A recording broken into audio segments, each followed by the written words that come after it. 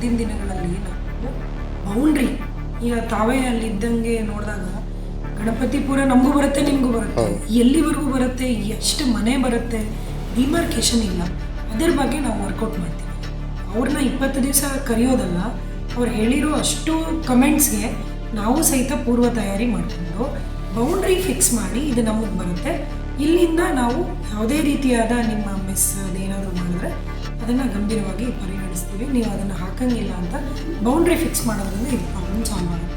ಆಗ ನಾವು ಟ್ಯಾಕ್ಸನ್ನ ನಾವು ತೊಗೊಳ್ತಾನೆ ಇಲ್ಲ ಅಂದಾಗ ಮೂಲಭೂತ ಸೌಕರ್ಯ ಕೊಡೋದ್ರಲ್ಲಿ ತಪ್ಪೇ ಆಗಿಬಿಡುತ್ತೆ.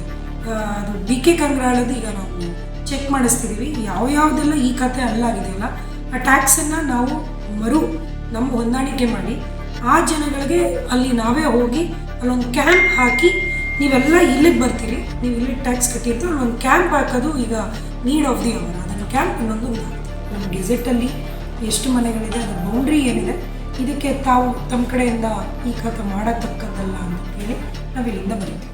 ನಾನು ನೋಟ್ ಮಾಡ್ತೀನಿ.